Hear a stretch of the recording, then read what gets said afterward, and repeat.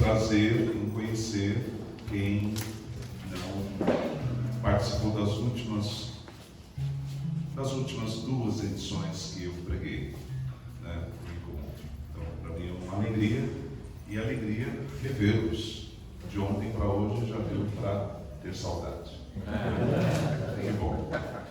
Bom, minha gente, nós não temos muito tempo.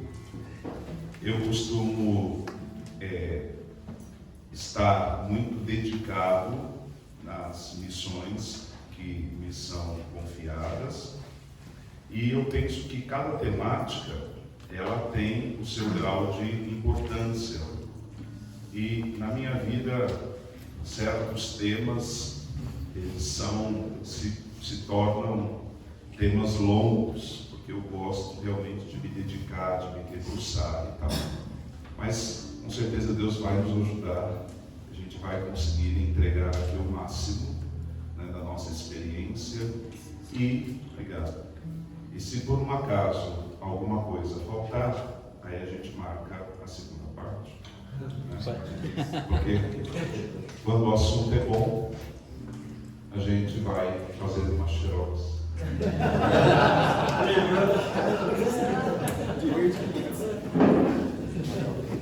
Diego, por favor, você pode ser meu secretário? Eu sei que você está aí na câmera. Ô Natal, você vai ter que sair, senta aqui desse lado. Aqui. Alguém ajuda o Diego ali, o Diego vai me auxiliar. Diego, nós vamos ter dois secretários, Diego e o Noel. Tá bom? De repente, fica na mão. Noel vai comigo. Pega uma Bíblia para vocês. Se você quiser ficar sentadinho na hora que eu precisar, você, por favor, venha ao microfone. Trouxeram a Bíblia?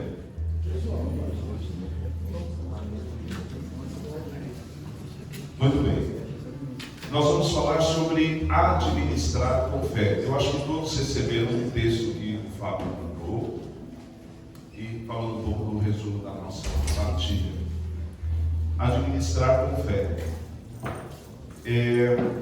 Num primeiro momento, nós vamos ver a importância de um princípio eterno, ou um princípio divino, onde afirma que Deus é o dono de tudo.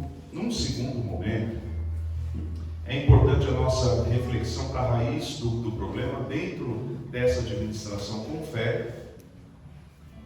E aqui nós estamos falando da ênfase financeira, da dimensão financeira, a partir do olhar da fé.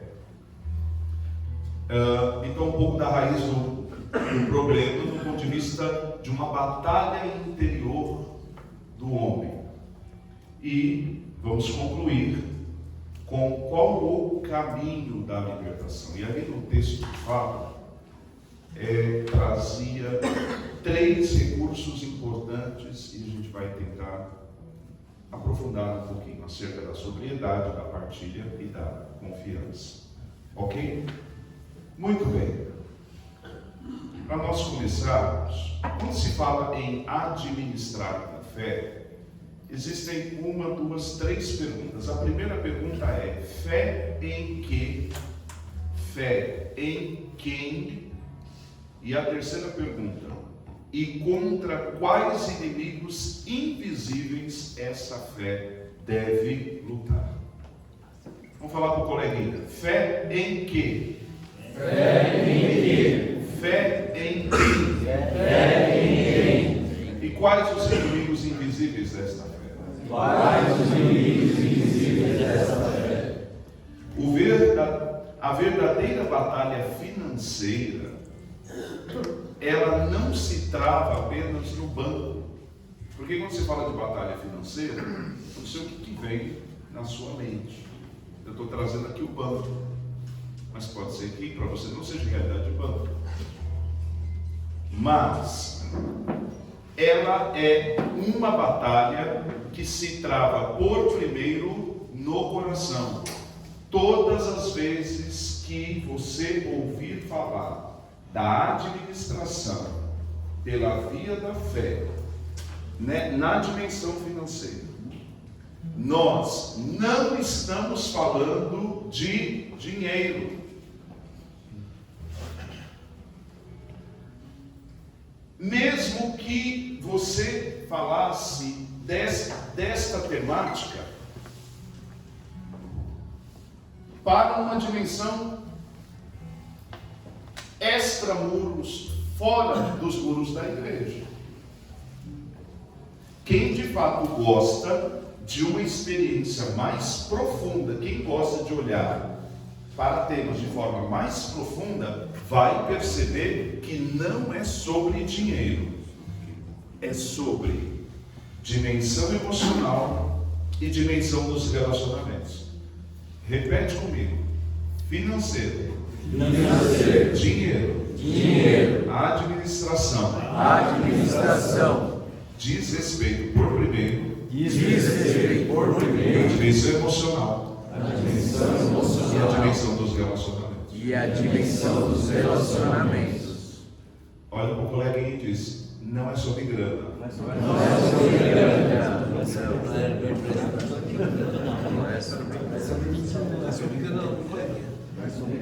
Todas as vezes que você disser assim: hoje eu tenho dinheiro, não é sobre isso.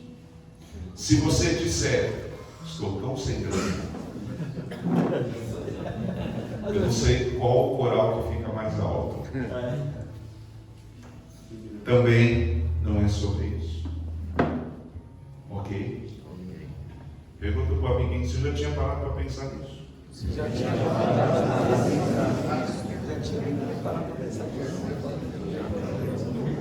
Só parou do dinheiro.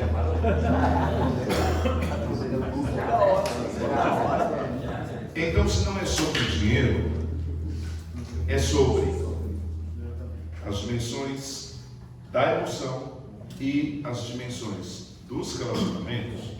Estas dimensões provêm do coração. Então, e quando se fala dessa dimensão do coração, é preciso olhar para dentro, porque às vezes, se você não para olhar as questões de forma mais profunda, você vai certamente se perder nas dimensões do exterior e achar que o problema está aqui fora. E na verdade, o recurso, o remédio, ele está dentro. Muito bem. Como é que a gente pode entender esse princípio divino, onde Deus é o dono de tudo? Vamos abrir no Salmo 24, no versículo 1. O nosso secretário Diego, por favor, Salmo 24, versículo 1. Deus é o dono de tudo. Salmo 24, versículo 1. Quem tem celular, pega no celular, escreva aí no Google, Salmo 24, versículo 1. Salmo 24, versículo 1.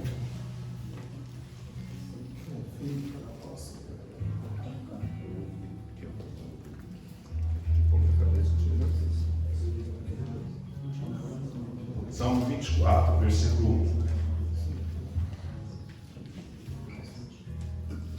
Do Senhor é a terra e a sua plenitude.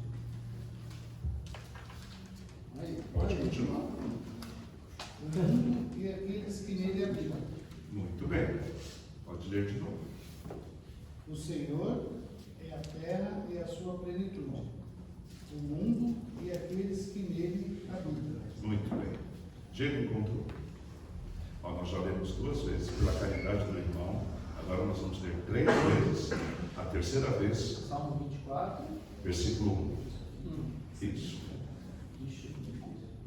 De Ara ao é a terra e o que nela existe, o mundo e seus habitantes. Para quem tem uma Bíblia de estudo como a minha, que o Diego leu, todas as vezes que aparecer a expressão Iavé, aí você lê Senhor. Ok? Então, do Senhor é a terra e tudo. E aí eu peguei uma outra tradução, diferente da tua, diferente da tua, Diego. Do Senhor é a terra e tudo o que nela existe. Portanto, Deus é o dono de tudo. Diz comigo. Deus é o dono de tudo. Só sorri para o coleguinha que ele vai entender que no seu sorriso você está querendo dizer que Deus é o dono de tudo. Então, quando se fala da administração, de administrar com fé, a partir da dimensão de fé, pressupondo a dimensão financeira, primeira coisa, segundo o Salmo 24, Deus é o quê? É o dono de tudo. Para quem tem muito, Deus é o quê? Dono de tudo. Para quem não tem, Deus é o quê? Dono de tudo. Simples assim. Quanto a nós não somos proprietários, somos administradores. Então, como é que você pensa na administração com fé? Eu sou chamado por Deus a ser um administrador. Porque quanto a mim, administrador, e quanto a ele?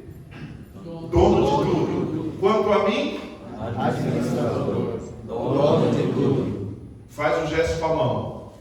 O coleguinha. Dono de tudo. Quanto a nós, Administrador. Ele nos confia. terceira pessoa, o coleguinha. Quanto a você, Quanto a você. o quê? Quanto a ele. Portanto, o que é que Deus nos confiou? Deus nos confiou pessoas, Deus nos confiou bens, Deus nos confiou talentos, Deus nos confiou a nossa capacidade de trabalho. Aqui eu gostaria que você prestasse atenção em três coisas importantes.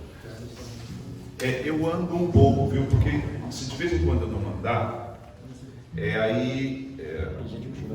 pois é, aí começa a concordar comigo.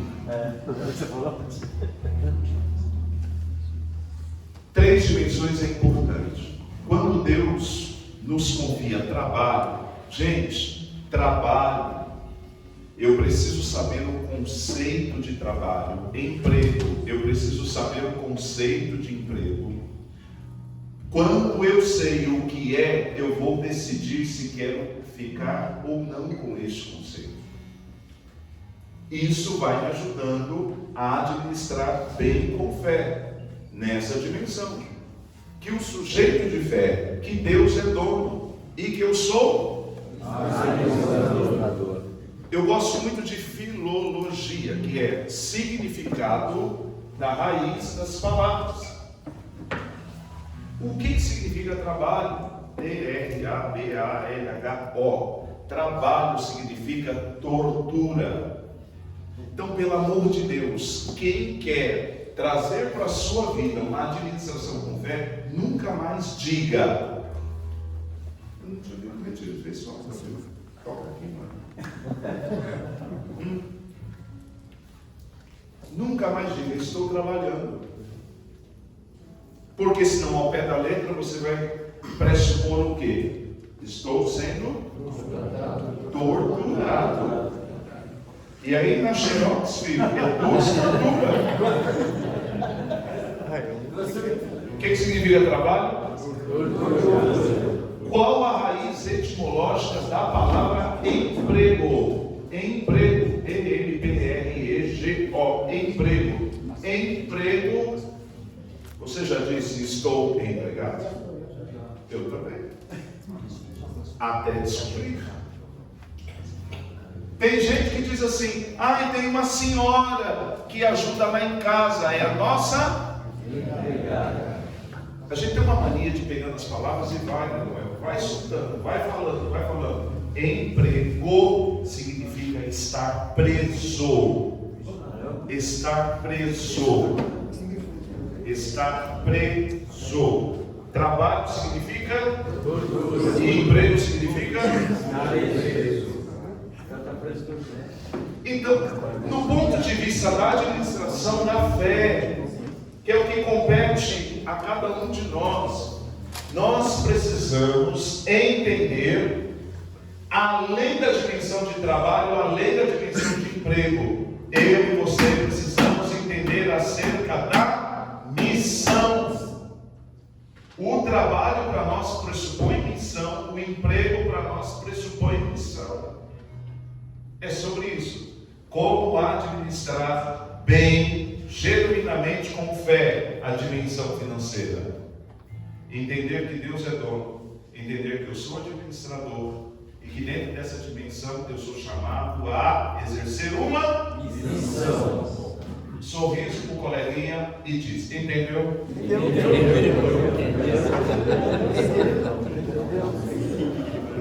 Agora, tudo isso diz respeito ao nosso coração. Isso diz respeito ao nosso coração. Noel, por favor, vai ler para nós Mateus capítulo 6, versículo 21. Abra aí, Mateus 6, 21. Pega no celular, Mateus 6, 21.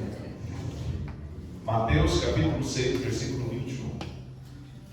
Já vimos que Deus é dono, já vimos que somos administradores, já entendemos a diferença etimológica de trabalho, emprego, e descobrimos que somos chamados a uma missão.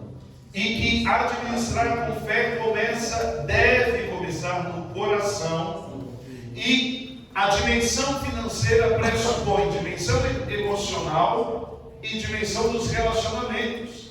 Então é no coração. Quanto mais o coração é tratado no Senhor, melhor eu vou administrando essa dimensão financeira a partir da fé. Mateus capítulo 6, versículo 21. Vai, Noel. Porque onde está o teu tesouro, lá também está o teu coração. O Noel repete, o Noel lê e a gente repete. Vai. Porque Porque onde está o teu tesouro, onde está o teu tesouro, lá também também está teu coração. está o teu coração. Tudo começa no coração. Se desvia do coração, eu me perco. Desde que dentro desse coração tem a porta aberta à ação do Espírito Santo de Deus. Repete comigo: Senhor Jesus, Senhor Jesus, dai-me a graça da administração, dai-me a graça da segundo o teu coração, segundo o teu coração. dai-me a graça, Senhor, Dai-me a graça, de compreender a dimensão da missão de compreender a dimensão e multiplicar esta graça. e multiplicar esta graça. Amém. Amém. O Catecismo da Igreja, no parágrafo 2404 e 2405, ele diz assim: os bens deste mundo são destinados a todos. O direito e a propriedade privada não anula a destinação universal dos bens, ou seja, confirmando de que todos devem serem favorecidos. Aquele que possui bens deve usá-los com moderação, reservando a parte para partilhar. Dá um sorriso com o coleguinha e diz assim: usar com moderação.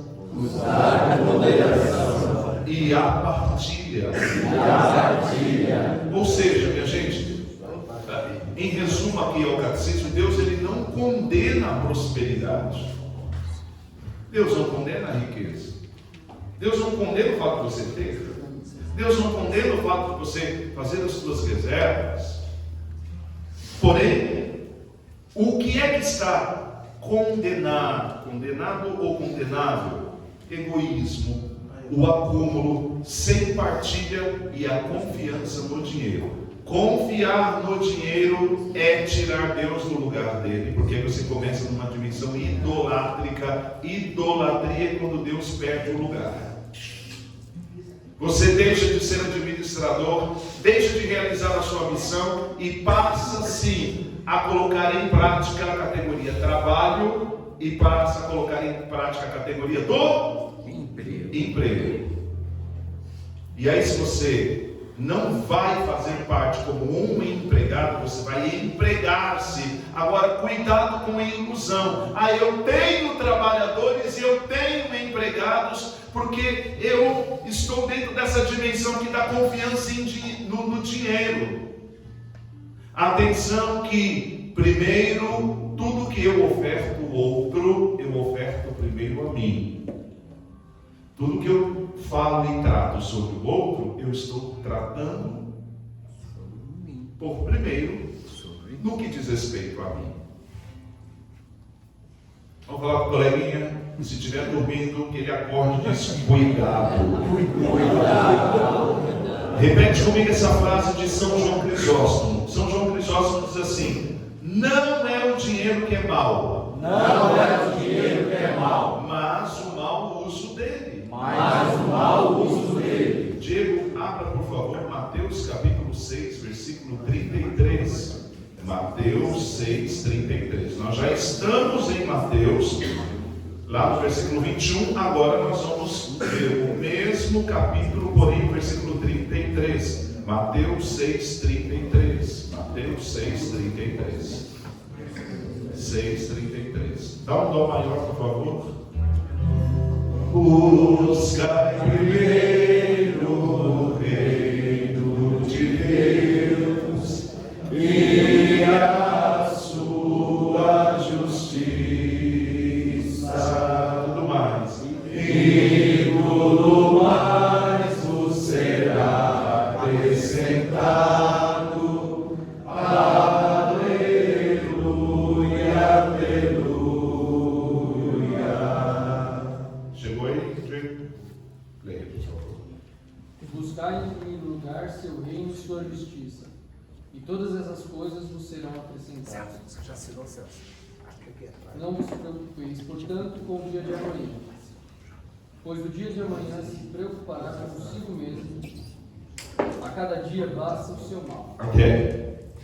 O que é buscar em primeiro lugar o reino de Deus para que a gente faça uma boa administração na dimensão de fé? Presta atenção. Quando você olha o Salmo 22, o contexto do Salmo 22, no versículo 1, você sabe que nós estamos lendo a Bíblia em português. Antigo Testamento, o original é hebraico, na sua maior parte, e Novo Testamento, na maior parte, é grego, porém com trechos em aramaico. Exemplo do Evangelho de Mateus. Porém, o Salmo 22 no hebraico, aquilo que no português nós conhecemos como o Senhor é o meu pastor e nada me faltará. Vai comigo.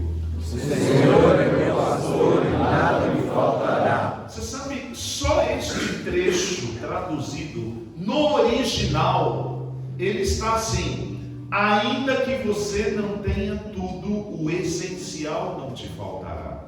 Então, buscar em primeiro lugar o reino de Deus e a sua justiça diz respeito à provisão suficiente. Jesus não promete luxo, promete provisão suficiente. O essencial não te faltará. Quando Deus é o centro, a provisão é suficiente. O essencial. Gente, o problema, lógico que aqui de novo, não é ganhar mais, mas colocar o dinheiro acima da missão. Por mais que você conheça pessoas que têm grandes vantagens financeiras, este mesmo indivíduo só terá a oportunidade de lidar com aquilo que é essencial. Pode ser uma camisa de marca luxuosa, mas só pode usar uma camisa. Ou vai colocar duas camisetas? Fazendo um calor de 30, 40 graus. Claro, muda o valor em todos os aspectos, tal, mas é só uma camiseta. Eu sempre gosto de dar esse exemplo. Para morrer, pode ser o caixão mais luxuoso. Só precisa do essencial.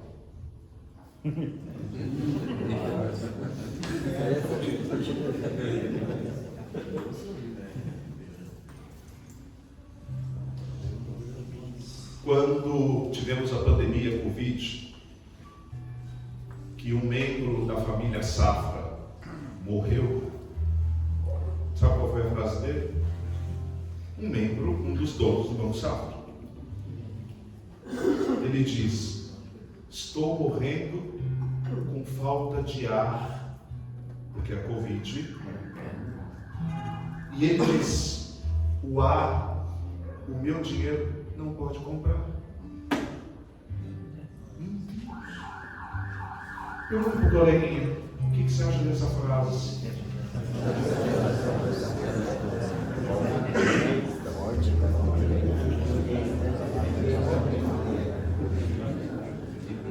Agora, Malaquias 3:10. Malaquias 3:10. Quando a administração financeira, do ponto de vista da fé, ela é confiada ao Senhor, atendendo este convite de buscar por primeiro lugar o reino de Deus, entendendo que Ele é o dono, que nós somos administradores. Quando nós confiamos no Senhor, há sempre da parte do Senhor, há sempre comportas abundantes. Quando eu confio a administração no Senhor, há sempre uma abundância. Gente, eu quero ousar em dizer que o sobrenome de Deus é abundância. Eu gosto de uma música assim, ó. Nada te perturbes, nada te amedrontes, tudo passa, a paciência tudo alcança, a quem tem Deus nada falta, só Deus basta. A quem tem Deus, me ajude, nada falta, só Deus basta, só Deus basta. Vai, Noel. Pagai integralmente os dízimos ao tesouro do templo, para que haja alimento em minha casa. Fazei experiência, diz o Senhor dos Exércitos, e vereis se não vos abro os reservatórios do céu, e se não derramo a minha bênção sobre vós, muito além do necessário. Muito além do necessário. Gente, quando passa a sacolinha, agora a gente tem lá o QR Code para fazer o Pix na hora da oferta, sim ou não? Sim. Quando passa a sacolinha, o que o católico põe dentro da sacolinha? A palavra de Deus está falando assim: faz a experiência. Experimentar, Deus não está dizendo para você dar aquilo que vai faltar para você. É uma exploração. Primeiro que é o dar de coração. Mas fazer a experiência, a gente tem que ter certo. Quando se trata de questão financeira, me dá uma sensação que o nosso povo parece que dá assim começa a dar alguns arrepios. Tem algumas pessoas que começam a passar mal. Tem algumas pessoas que ficam assim. Gente, eu já atendi uma pessoa, ela me confidenciou. Não sei se todos sabem que eu estou terapeuta, cuido de pessoas há mais de 30 anos. Hoje estou estudante de psicologia, minha terceira graduação. Amo gente, estudo gente, gosto de ajudar gente. E uma vez ajudando um rapaz muito bem sucedido, tão bem sucedido que nem sabia onde aplicar o bem sucedido, mas é só uma força de expressão. Ele tinha suas reservas, as suas aplicações, entendia bem dessa questão de onde colocar o dinheiro. Mas ele veio para aquele processo terapêutico dizendo: cara, a minha vida teoricamente está tudo bem, mas tem alguns incômodos lá dentro de mim que eu não consigo decodificar. Você me ajuda? Aí mexe daqui, mexe de lá, mexe daqui, mexe de lá. Esse mexe daqui é na terapia, tá? Daqui a pouco nós chegamos, por providência divina, uma metáfora, ele dentro do restaurante. Estava com a esposa. Cara, ele do nada soltou isso. Nessa sessão ele começou a chorar. A partir dali, começou o tema da administração da fé. Porque antes ele era o dono do negócio. Depois ele entendeu, como Salmo 24, que nós vimos, qual era o papel dele, qual é o papel de Deus. Ele disse que pegava o cardápio, ia obviamente nos valores por primeiro, fazia o pedido, Ele diz que antes, aquele intervalo de fazer o pedido, o prato sendo preparado e até o prato vir, ali ele já começava a passar mal, dizendo assim: que escolha que eu fiz. Ele falou: cara, parece que eu começava a salivar números. Olha que louco. Quando o garçom apontava com o prato dele, cada passo do garçom perto dele, ele dizia assim: meu dinheiro vai embora. Não tinha nem noção do que tinha. Ele disse que quando o garçom começava a servir, ele dizia: me dando uma angústia. Ele diz: a vontade que eu tinha era dizer para o garçom assim: põe só meio prato, leva a metade e depois fala para o gerente poder dar um desconto, que eu só vou comer só um pouquinho. Ok, comi. Ele diz: cara, quando eu levantava a mão o garçom para pedir, ele falou: aqui meu coração, o cara me dá muita dó. Ele falava assim, e ele na terapia falou assim: ó, que dor, mano, que dor no meu coração, que dor. Ele disse assim, ali dá vontade de chorar, quando o garçom virava para mim e disse assim: o senhor quer pagar de que forma? Ele,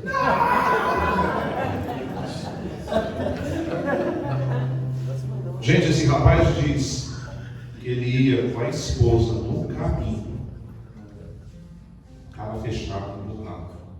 A mulher já sabia, dizia assim para ele: amor, por que você veio? O que você quer? Não, tudo bem, não, já passou, e foi parar na terapia, tá?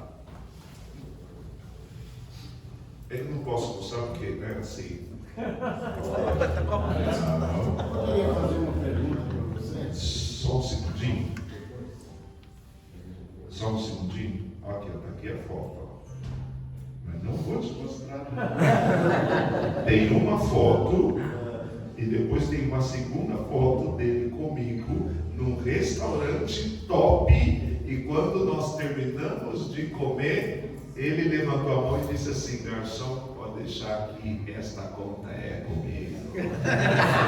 Sabe quantas estrelas tinha o restaurante? 5. E sabe quem se beneficiou? Eu. Quero ver o microfone. Tem pessoas que é o seguinte, eu não sei se é o caso dele, para dar uma gorjeta de R$1, o cara passa mal. Ele está no farol, se o cara pedir, ele passa mal, mas se ele tiver que comprar uma Ferrari, ele vai lá e gasta 10 milhões, compra e está de boa. Só que com valores pequenos, uma caixinha, eu conheço pessoas assim, o cara tinha um infarto para dar, e se o cara pedisse, então ele infartava. É como mais ou menos está acontecendo. Só que ele era diferente, para coisas altas, ele não se importava em pagar 10 milhões, mas ele não queria dar uma caixinha de R$1. Isso deixava ele muito preocupado. O que significa a caixinha, do exemplo do irmão, e o que significa Ferrari? Nós estamos falando da mesma coisa. A caixinha significa poder. A Ferrari significa poder. Eu vou explicar. É mais ou menos assim. Deixa eu usar você como exemplo. Quando eu não dou a caixinha, significa você deve continuar me respeitando. Eu tenho tanta autoridade ao ponto de eu fico no meu posto, no meu posicionamento e você continua no seu posicionamento. O que é posicionamento? Posicionamento superior, posicionamento inferior. Você é tão inferior que você depende de caixinha.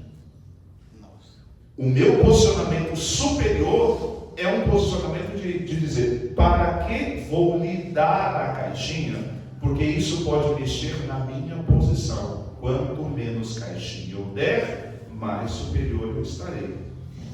Isso aqui, gente, é um movimento inconsciente, tá? Então, esse é o primeiro exemplo. O que é a Ferrari? A Ferrari é mais fácil de entender. Quem terá a condição de ter uma Ferrari? Quem? Então, o cara da Ferrari diz assim: eu vou comprar a Ferrari porque a Ferrari não se discute. Na verdade, não tem novidade nenhuma para ele. Só eu posso comprar a Ferrari. Eu compro porque eu quero que vocês só me observem, para que eu me mantenha no status de poder. Entendeu? Eu estou te falando a partir da experiência terapêutica, como é que funciona a mente. Ô Flávio, eu vou ter que alinhar com você o seguinte: se vocês quiserem, eu volto na segunda que vem e faço a segunda parte. Tá bom? Só para eu. Não, sim. A gente tem mais 10 minutos. Se vocês quiserem, senão vocês marcam outro dia. Quando marcar, eu deixo o conteúdo e a gente vai. Se precisar dividir em 2, 3 partes, eu não me importo. Já que eu me comprometi, eu me comprometo a terminar com vocês esse tema. Ok? Ele tem 3 partes. Nós vamos concluir hoje a primeira parte. Aí, fica mais 2 partes a critério de vocês. Tá bom? Ok. Muito. A linguagem está boa? Estão gostando? Sim. Querem ir até o fim? Sim. Vamos lá. Se quiser, a gente quer. Temos 9 minutos. Vamos ver.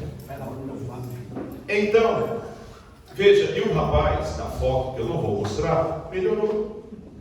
Gente, ele conseguiu administrar muito, ele teve muito mais ganho em administrar pela fé.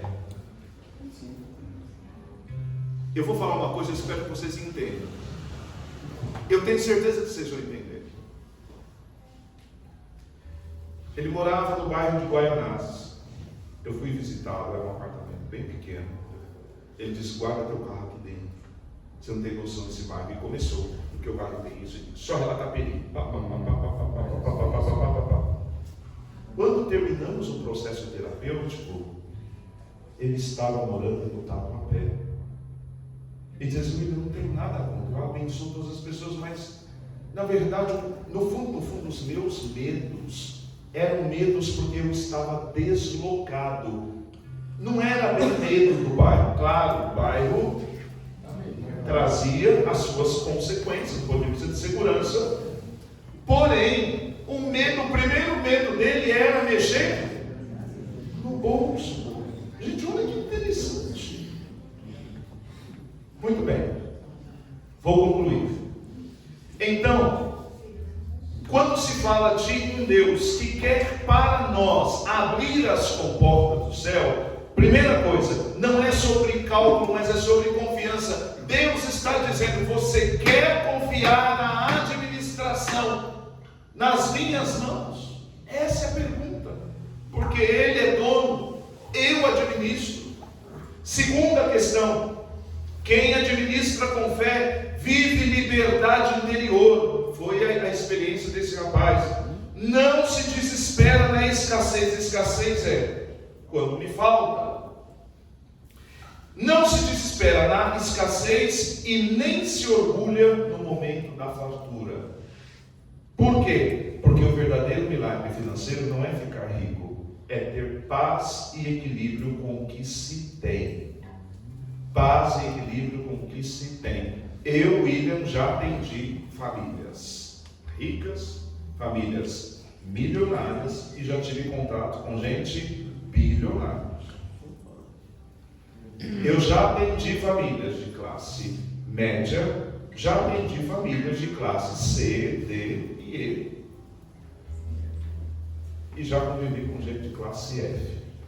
Pelo tempo, não dá tempo de contar história aqui para vocês.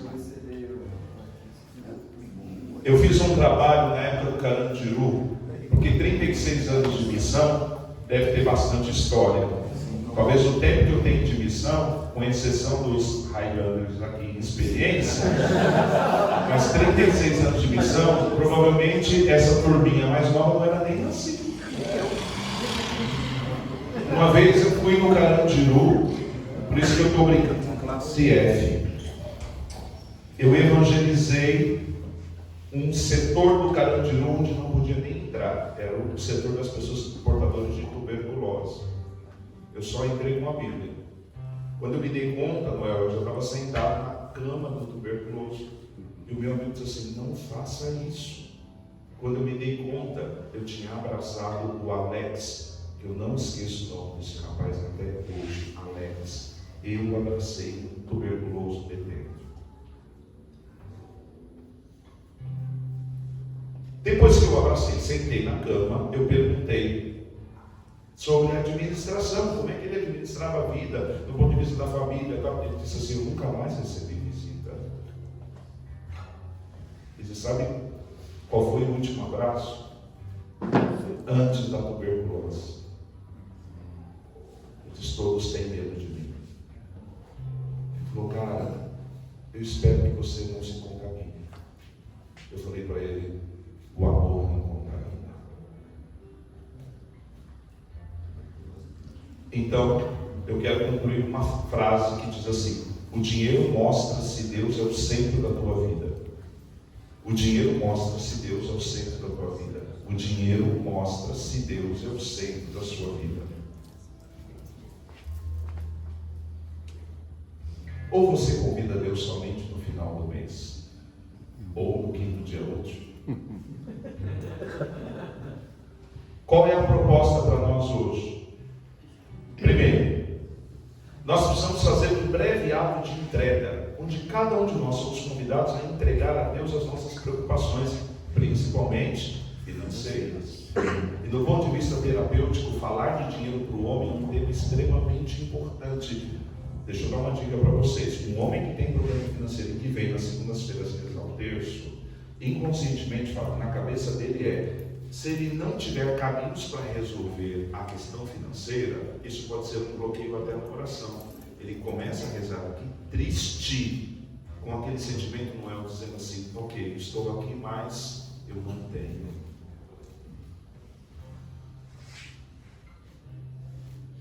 Eu já percebi, só de olhar para alguns de vocês, eu tenho bastante experiência e habilidade.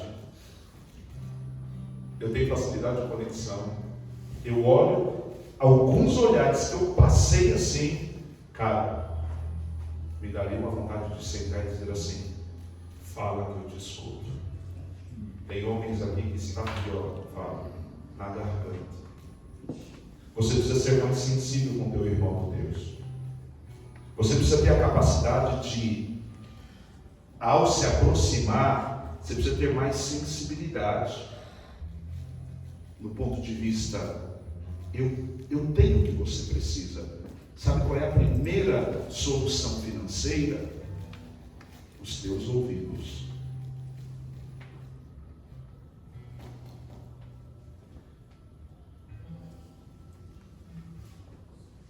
Eu te desafio a dar só o ouvido para alguém, se você já não vai começar, não vai ajudar o primeiro destrave financeiro para o outro. Só ouvir e não falar nada. Portanto, é preciso, esse tema ele é muito importante, 1 minuto, ele é muito importante, porque um dia nós prestaremos conta ao dono dessa administração, do que ele me confiou. Como é que você está administrando?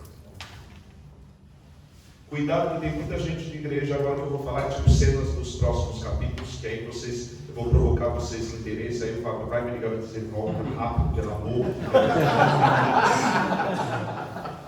Cuidado com esse tema. Cuidado com esse tema, porque tem muita gente que ao invés de administrar pela fé de forma equilibrada, começa a fazer postura de coitadinho.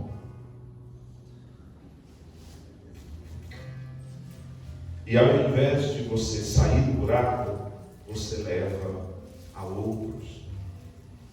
Quantas pessoas dizem assim, eu estou com peso na consciência, cara, eu até tenho condições. Sim, o grupo sabe que eu tenho condições, porque é o irmão do Deus que todo ano troca de carro. A cada 2, 3 meses enjoa de um carro, vem um carro novo. Aí o irmão fica assim, cara, eu tenho condição, eu preciso de 2 vagas, 3 horas para parar meu carro. E aí o irmão cola do lado O irmão que tem um bom carro, uma boa condição, uma boa casa, tem até um tratamento diferenciado no grupo. As pessoas até conversam com ele diferente, até o padre trata ele diferente.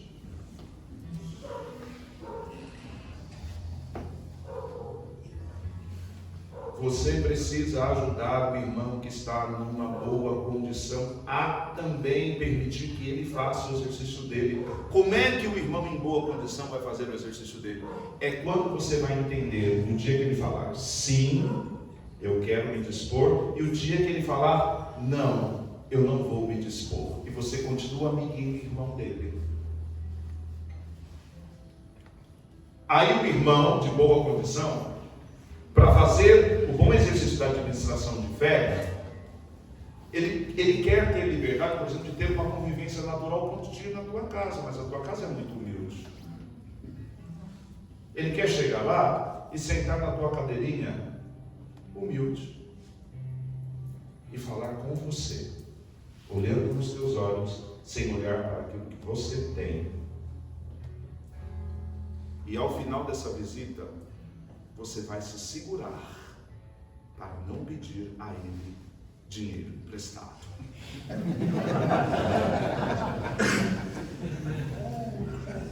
Ou, já passei 2 minutos, ou me dê uma carona.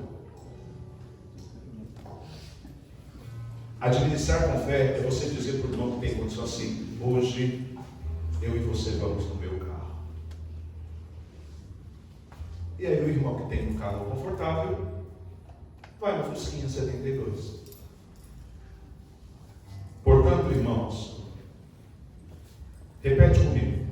Esse não é um pensamento. Esse não é um pensamento. Quando se fala de julgamento de Deus. Quando se fala de julgamento, Para nos assustar. para nos assustar. Mas ele é para nos libertar. Mas ele é para nos libertar. Sentir-se dono é carga pesada. Sentir-se dono é carga pesada. Administrar fica mais leve. Administrar fica mais Aponta para o coleguinha e diz: porque para o administrador existe um manual de como administrar bem como administrar bem. com a graça de Deus. Olha para mim, escuta. Quando colocamos Deus em primeiro lugar nas finanças, nós estamos simplesmente reconhecendo a realidade. Ele já é o dono, e ponto final. Assim, nós estaremos profundamente alinhados com a verdade. Antes de você concluir, a Kátia tem uma mensagem ali que vai de encontro com o que você está falando. Let's go. Depois que ela falar, você conclui. Tá bom? Por favor. Já sabia?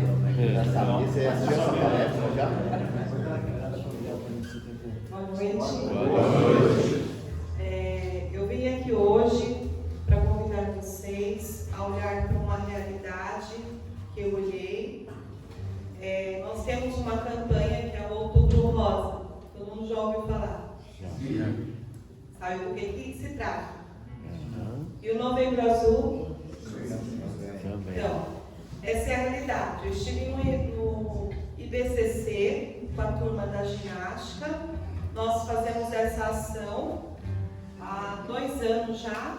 Arrecadamos lenços para as mulheres, cabelos, perucas, e vamos até lá para ver a realidade das mulheres. Mulheres que muitas vezes não recebem visita das famílias.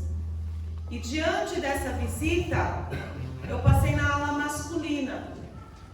E me chamou e me tocou muito o coração, porque diferente das mulheres que estão na maioria das vezes acompanhadas, esses homens eles estão de forma mais solitária no tratamento.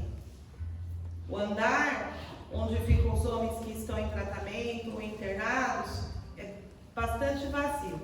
E aí nós vamos fazer uma ação, e eu falei com o Fábio, né? E o Fábio me autorizou a vir aqui, atrapalhar o encontro de vocês, porque eu gostaria de convidar vocês, homens da paróquia, que tem essa representação tão forte, e esse relacionamento tão forte com São José, para que vocês participem conosco dessa ação do Novembro Azul.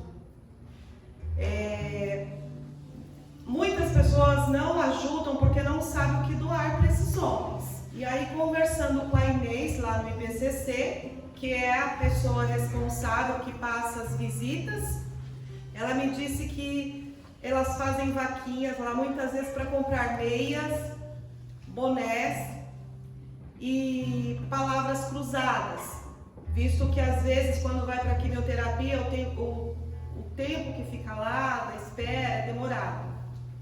Então eu vou pedir a colaboração e a participação de vocês, homens. Mais importante do que doar uma palavra cruzada, um par de meia, eu gostaria que vocês escrevessem cartas para esses homens que estão mais fragilizados e sozinhos. É uma realidade que eu vi e eu estou aqui hoje para convidar vocês a ver comigo, participar dessa campanha, junto com a turma da ginástica. As cartinhas eu gostaria que vocês escrevessem à mão. Uma mensagem para um homem que às vezes está ali querendo uma segunda chance para trabalhar e para estar com a família. Então esse é o meu convite hoje para vocês. Obrigada.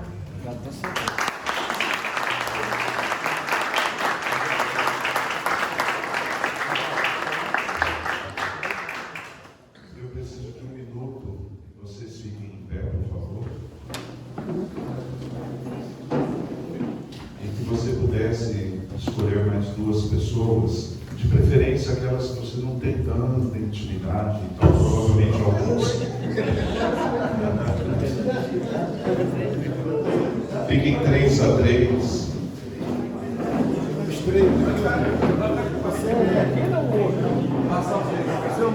Faz aí uma rodinha, pode tocar no irmão. Fecha aí a rodinha. Olha, ali no fundo ó, tem dois irmãos, então um daqui salta lá. Isso. Fecha aí. Fecha a rodinha. Ok? Pode ser. Dá uma olhadinha no olhar do irmão. Respira fundo. A experiência ela vai ser rápida, só no silêncio. Nós vamos praticar a sensibilidade do olhar. Então não é olhos fechados. O olhar é aberto. E eu gostaria que você, quero te convidar a olhar o outro como o olhar do próprio Deus, na pessoa de Jesus, na força do Espírito Santo. Como é que Deus me vê? Na condição que eu hoje estou, a gente está falando da administração da fé do ponto de vista financeiro, na condição que eu hoje estou, como é que Deus me vê?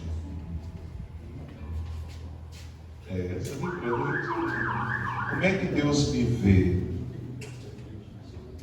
Primeira coisa, como é que Deus me vê?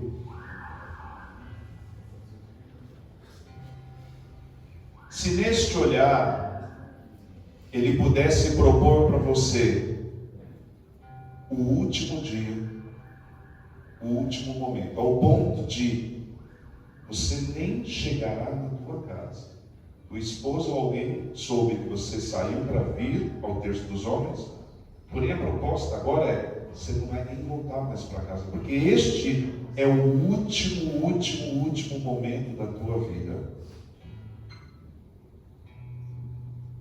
Não há outra chance. Como é que você olharia para Deus no último momento? Como é que Deus está te vendo no último momento?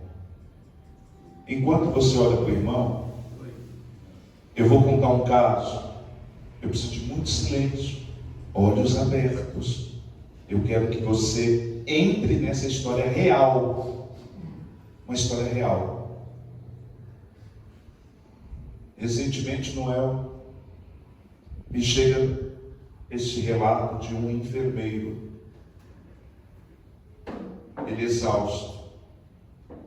Na foto, exausto. Ele diz: hoje eu não posso nem chorar. Diz o enfermeiro. Como é teu nome? Ele dizia: hoje eu não posso nem chorar. Ele diz: que dia difícil hoje aqui na saúde. Como é seu nome? Valdir. Ele diz: eu acabei de atender 2 pessoas, o enfermeiro, em fase terminal. Ele dizia: já foram. Consegui um tempo e parei aqui para escrever isso, porque nem sei o que fazer, estou meio tortuado. Aí, Valdir, ele disse que uma pessoa, como é teu nome, querido? Fábio. Ele disse que um paciente o chamou e disse assim: pelo amor de Deus, eu já sei que eu vou partir, é o último momento, não me deixa de sujo, me dê banho por favor agora, e eu quero ver você me dando banho, eu quero partir limpo. E ele foi, coitado, correndo. Como é teu nome, meu santinho? Leandro. Terminou de cuidar do rapaz. O rapaz partiu. Você. Deus. Daqui a pouco vem a chefe chamando: fulano, corre. Sabe aquela coisa de partida de hospital e as máquinas? Era o segundo.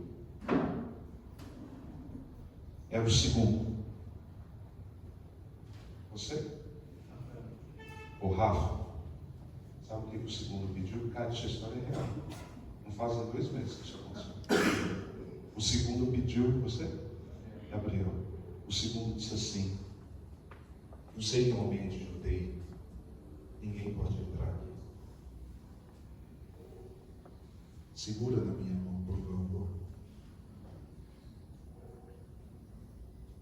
Me ajuda a sentir a minha partida na companhia de alguém. Ele ficou lá. Porque o enfermeiro está muito acostumado, ele trabalha numa área crítica. Ele contava essa história dizendo: hoje eu estou cansado. E terminou o texto dele assim, como que, assim, já vim desabafar, compartilhar. Quem sabe essa história ajuda alguém e o quanto está nos ajudando.